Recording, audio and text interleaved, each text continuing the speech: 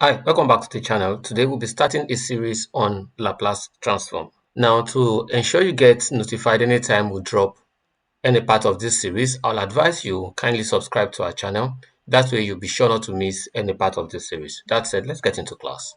Like I said, we'll be starting a series of lessons on Laplace transform.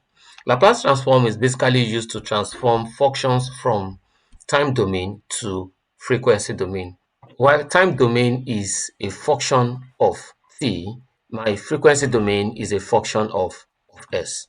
Now let's see how we go about it. Laplace transform is represented as f of s. So my f of s will be equals to L f of t. Now this LF of t is now the same thing as the integral from t is equals to 0 to t is equals to infinity of e minus st f of t dt. Don't get confused. It's very simple. All Laplace transform is saying is if I want to convert from f of t to f of s, I'll pick my function, I'll multiply it by this variable e raised to power minus st, then I'll take the integral of this between t is equals to 0 and t is equals to infinity. Now let's start and let's take for a constant. Now if f of t is equals to 5, for example, that is, if you look at f of t equals to 5, 5 is a constant. I can rewrite 5 to be the same thing as 5 t raised to power 0. Remember that t raised to power 0 is the same thing as 1. So that my f of s now, which will be equals to L f of t is 5, will be the same thing as the integral from t equals to 0. Here is t equals to infinity, e raised to power minus st into 5. But this time around, I want to write it as 5t raised to power 0 with respect to dt. Now, if you look at this carefully, t raised to power 0, like I said initially, is 1.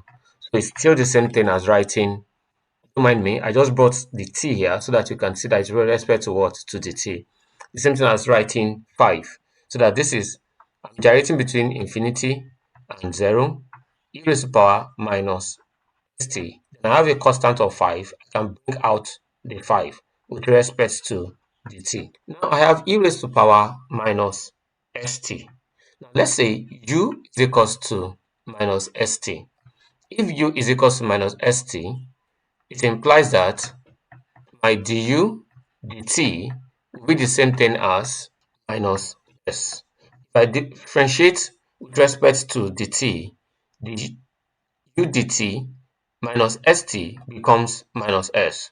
And we know obviously from here, I can deduce also that my dt is the same thing as minus du over s. So I can now come into my equation here and replace my 5, the integral between infinity and 0 of e raised to power minus st dt, permit me to still write it this way, is the same thing as 5, the integral of infinity and 0 e raised to power u minus du over s.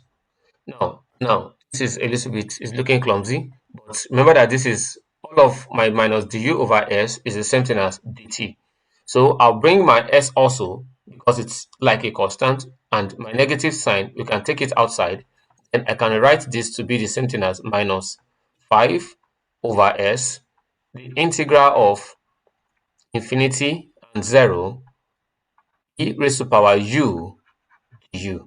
All I've been trying to do is just to simplify it to something we can integrate.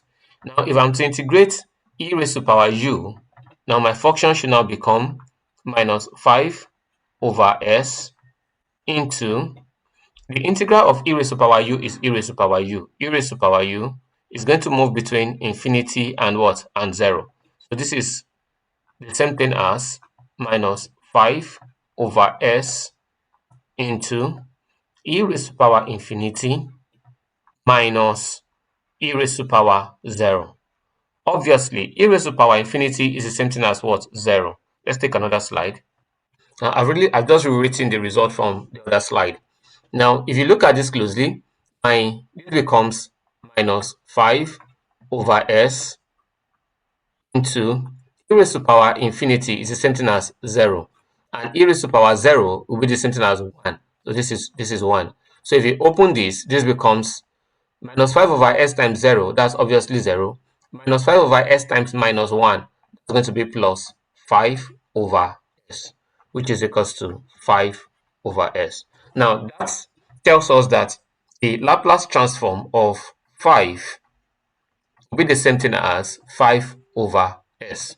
If you're looking for the Laplace transform of any constant, this tells us that if you're looking for the Laplace transform of any constant, I can easily express it. Take, for example, the Laplace transform of 20. I can easily express it as 20 over s. Now we can come to take a general rule of law that the Laplace transform of any constant k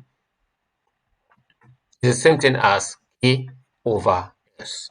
Now that will help us draw a table, and in subsequent classes we'll be referring to our table. Now the first item that will go into our table will be the Laplace transform of k. Now this is the function of t, and this is going to be the function of s after transformation. Now the Laplace transform, if f of t is equals to k, my f of s is the same thing as k over s. This is number 1 on our table. In our next lesson, we'll take our second function, and I'll be glad to see you there. Thank you for staying with us, and see you in our next class.